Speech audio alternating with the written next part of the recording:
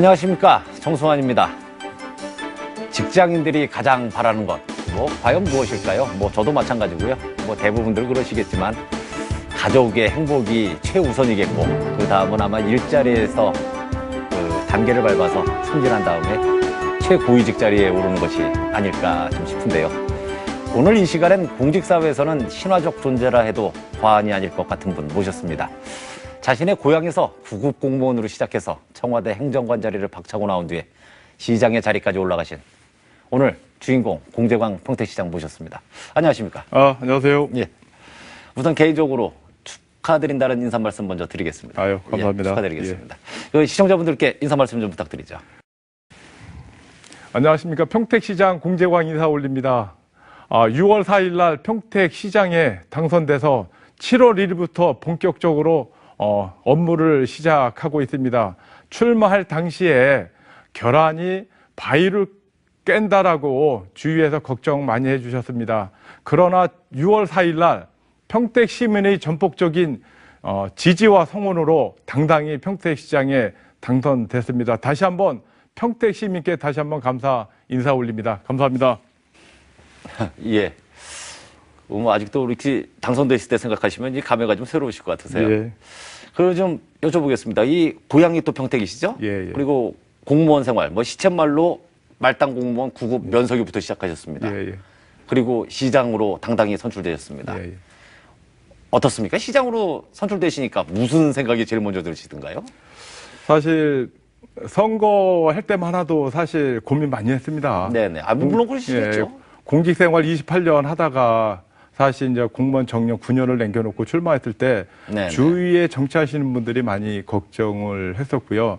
사실 사표를 쓰고 나왔을 때는 더 그 걱정이 더했었고, 그러나 또 막상 또 선거에 출마해서 활동을 하다 보니까 네네. 그래도 평택 시민들께서 주위에서 또 많이 격려를 해 주신 것이 큰 보람이었었는데, 또 막상 평택시장에 당선이 돼서 업무를 보니까 네네.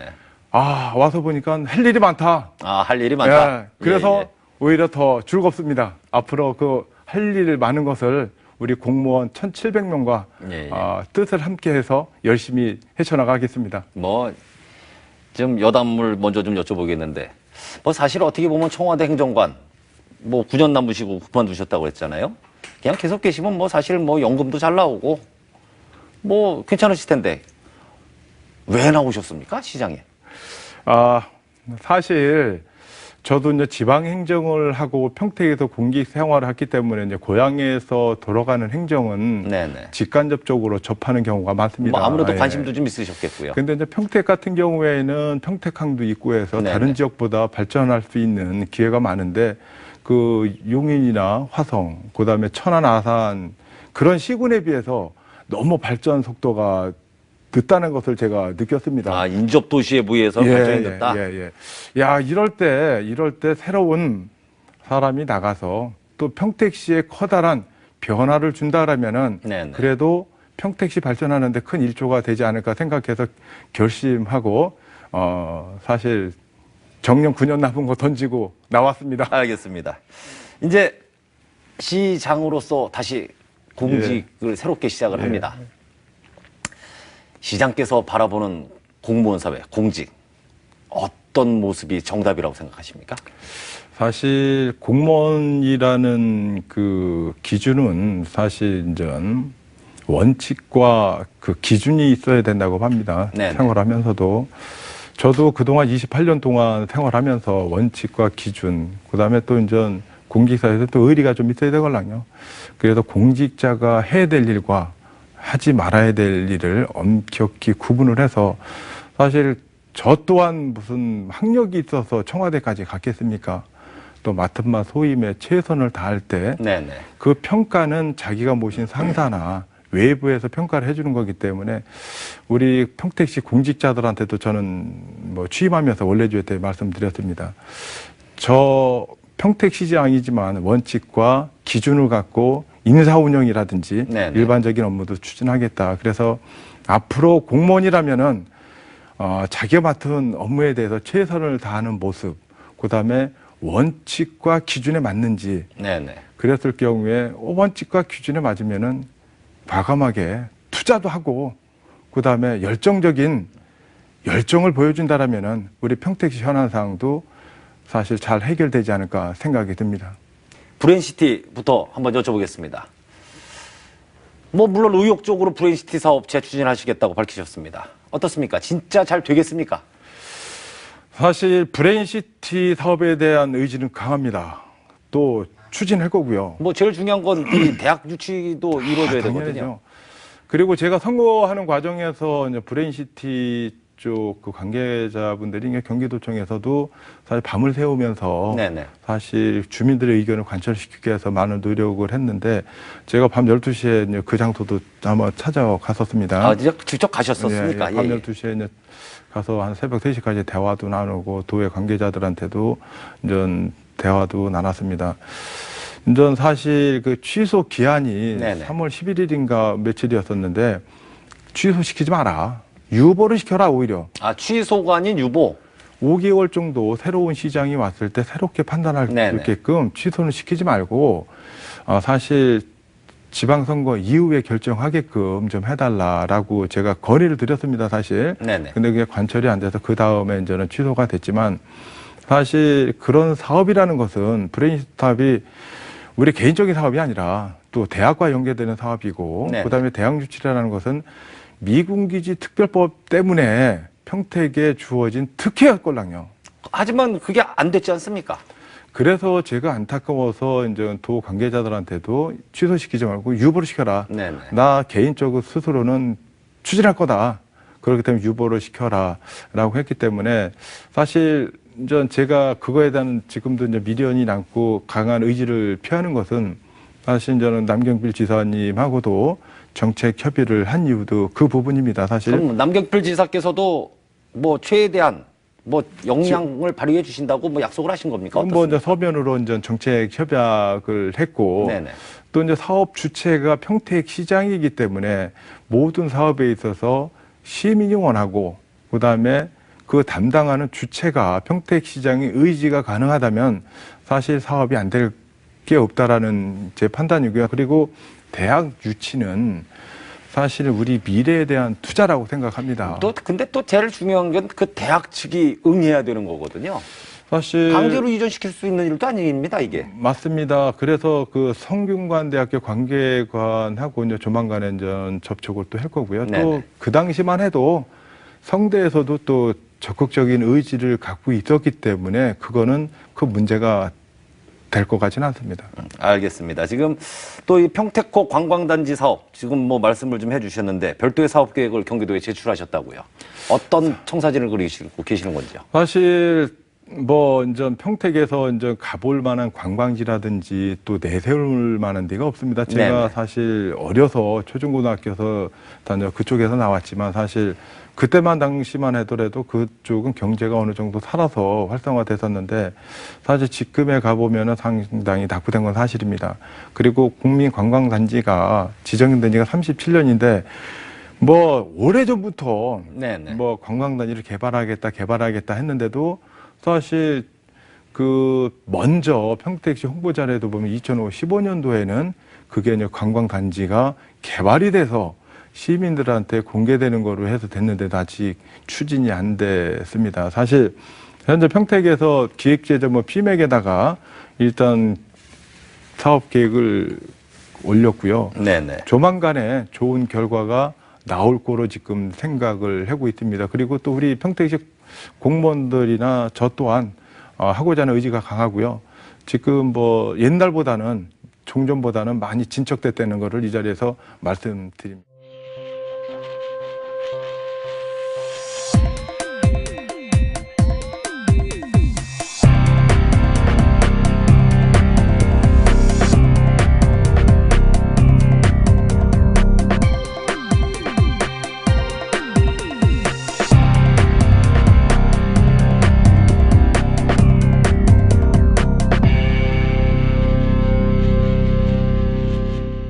이 평택 지역이 통합이 되고 나서도 아직도 정서적 통합이 이루어지지 않고 있다.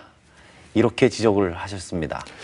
무엇이 문제인 것 같습니까? 사실 95년 통합 당시에 이제 송탄, 평택시, 평택군으로 해서 이제 통합이 됐는데 네네. 사실 지금 지역적으로 따져도 사실 이제 송탄 지역, 그다음에 이제 뭐 평택 남부 지역, 그다음에 사실 이제 서부 지역 뭐 형태로 3개적으로 나눠집니다. 근데 그 정서라는 것은 지역 발전을 위해서는 인구도 사실 송탄 쪽이 17만 명 정도, 그다음에 평택 남부가 17, 그다음에 서부가 한 10만 명 정도에서 45만 정도 되는데 어느 지역이나 똑같습니다. 시민이나 주민들이 일단 통합이 돼서 단합된 힘으로 그 초점이 하나로 집결돼야지 네네. 우리는 송탄, 우리는 남부, 우리는 서부로 나눠진다라면은 힘의 초점이 분산이 되기 때문에 어떠한 사업을 추진하더라도 그거는 실현 가능하기가 힘듭니다. 그러니까 같은 시선으로 한 곳을 바라보고 같이 가야 그렇죠. 된다는 예, 말씀이시네요. 그래서 저도 이번에 이제 출마하면서도 이제 송탄 지역, 뭐 이제 평택 시민 전체 분들한테도 첫째가 일단 주민들의 통합이다. 주민들끼리 이제 정서적부터 이제 통합하자. 통합하고 그다음에 이제 또 필요한 것이 이제 지역 주민들 간의 소통 아니겠느냐. 그다음에 정치인들, 국회의원도 있고 도의원들도 있고 시의원도 네네. 많지 않습니까? 그분들과 소통을 해야지만이 평택시가 발전할 수 있는, 그분들한테 도와달라고 소통하는 거거든요. 평택의 현안 사항을 국회의원한테 가서 설명을 하고, 그 다음에 도의원들한테도 가서 설명하고, 또 시의원님들한테도 소통을 해서 우리 평택시에서 이런 사업이 필요합니다. 이 사업을 위해서, 평택시 발전을 위해서 여야가 뭐가 필요 있겠습니까? 도와주십시오. 그러면 야당 의원이라고 반대하겠습니까? 그런 마음으로 저는 또 시정을 접근할 것이고요. 앞으로도 그럴 계획입니다. 뭐 지금 이 통합과 소통 뭐 말씀을 좀 해주셨는데 사실은 이게 또 제일 어려운 게 통합과 소통입니다. 맞습니다. 이거를 하기 위해선 뭔가 그래도 계기가 있어야 되거든요. 시장께서 생각하시는 계기를 만들 수 있는 무기 뭐라고 생각하십니까? 저는 개인적인 욕심을 버리는 게 가장 좋다고 봐요. 네네. 소통은.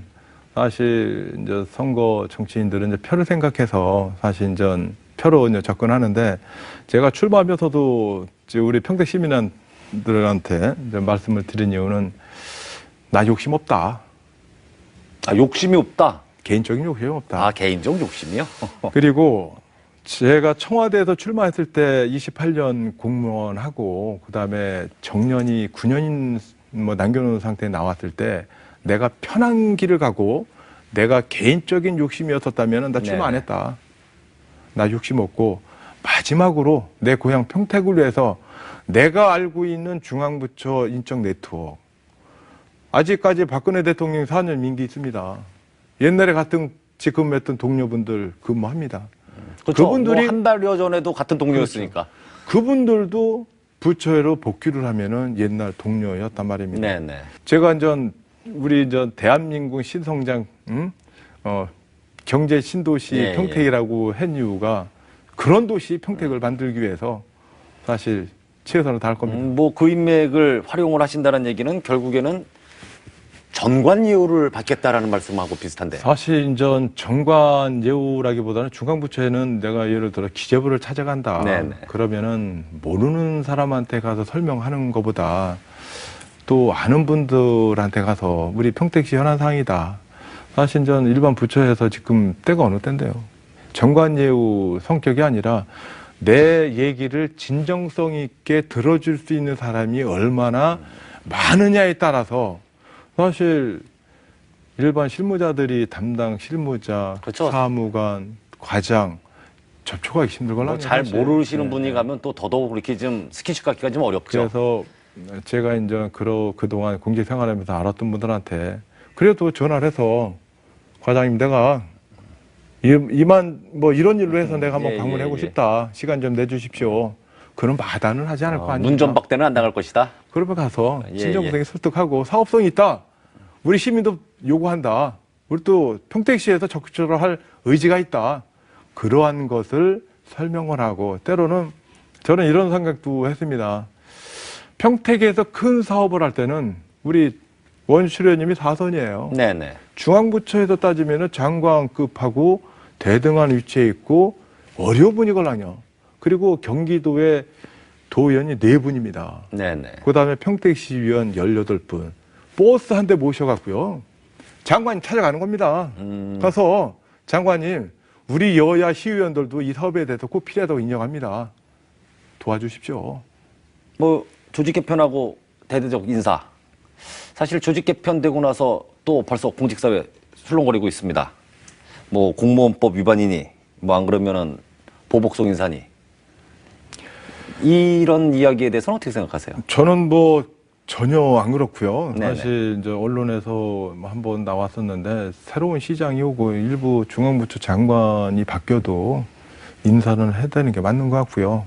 더군다나 민선으로 선출된 시장이 새롭게 네네. 출발을 했는데 새로운 분위기에서 새로운 사람을 찾기 위해서 1단계로 이제 인사계장, 총무과장, 총무국장 그 몇 분을 바꿨습니다. 그래서 오늘 사실 이제 80명 정도 승진하고 전보 인사를 했습니다.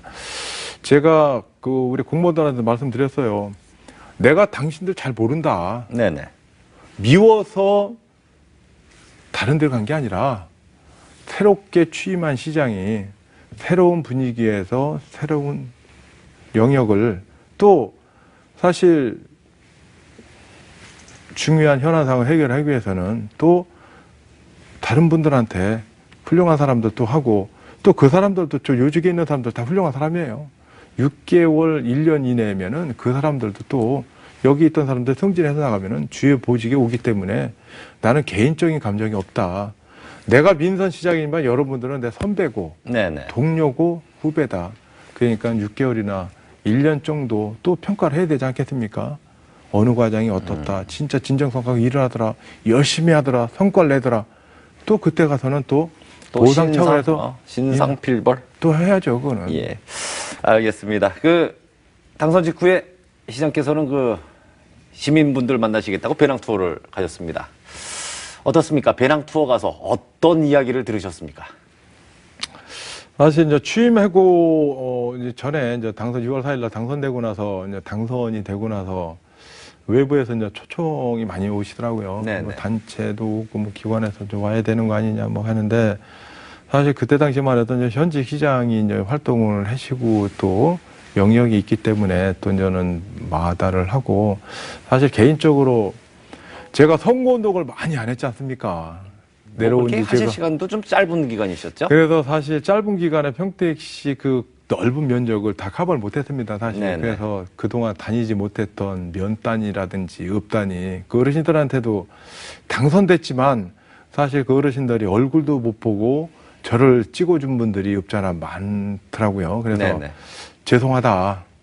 선거 때 찾아와서 꼭 인사를 드리고 표를 한 표를 받아야 되는데 사실 면적이 넓다 보고 그다음에 시간이 없다 보니까 또 더군다나 리 단위보다는 동 단위에 사람들이 많이 모이는 장소를 찾다 보니까 네네. 도저히 못했습니다 하면서 시골도 다니고 불배른 농장도 가고 또 사실 이제 지인이 오성, 팽성, 청북, 뭐 현덕 5군데 정도 다녔는데 사실 뭐 사실 도심은 아니죠. 거기 다 농촌 지역이죠. 예. 그래서 이제 마지막에 또 이제는 그때도 이제 내색을 안 하고 하니까요. 이제 프리한 복장으로 하니까 어르신들 나중에 이제 맨 모르지 않습니까? 네네. 얼굴을 이제 가서 나 평택시장 이번에 당선된 공장에 그랬더니 아 맞아 명함에서 봤다 그러면서 얼굴도 못 보고 찍었다 그러면서 이렇게 또 찾아와셔서 고맙다라고 격려를 해주시고 이제 어르신들은 또 어르신들에 대한 뭐 요구사항이 많지 않습니까? 뭐 그것도 이렇게 이후에도 찾아간 것도 공직자의 의리죠. 뭐 일단 그동안 못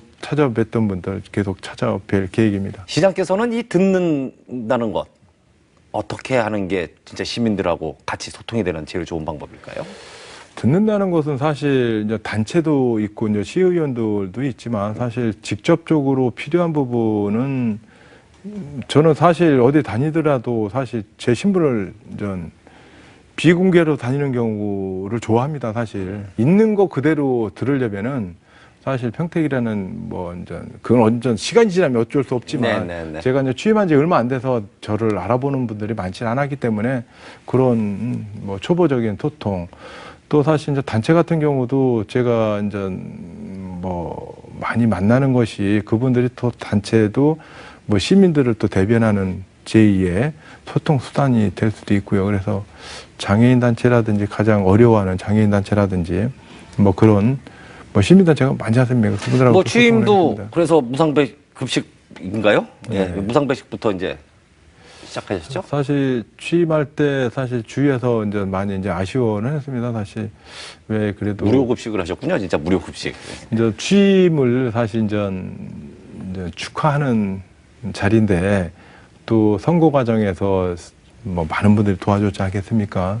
그런 분들이 같이 참여를 해서 축하를 해줬어야 되는 왜 일방적으로 네네. 사실 이제 안 했느냐. 그리고 사실 그 취소된 거는 제가 당선되고 나서 이제 민생 탐방 다니면서 여러 가지 시민들도 만나고 참 열심히 일하는 분들, 뭐 공사장도 가보고 이런 상황 경제도 안 좋고 그다음에 세월호가 또 사실 뭐 정리가 안 가장 됐지 않습니까? 대한민국 최고의 아픔이죠. 그래서 그런 부분도 있는 상태에서 뭐가 잘났다고, 응?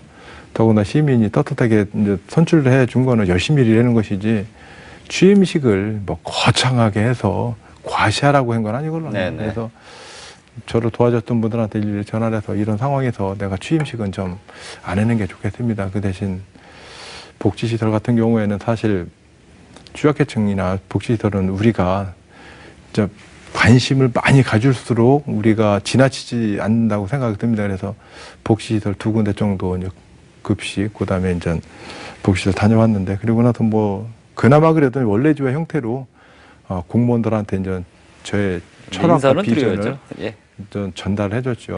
알겠습니다. 이제 준비된 시간이 이제 좀 마무리가 됐네요. 좀 아쉬운데 그 마지막으로 그 평택 시민들께 그 다음에 시청자분들께 그 당부의 말씀하실 거 있으시면 해주실 거 있으시면 좀 부탁 좀 드리겠습니다.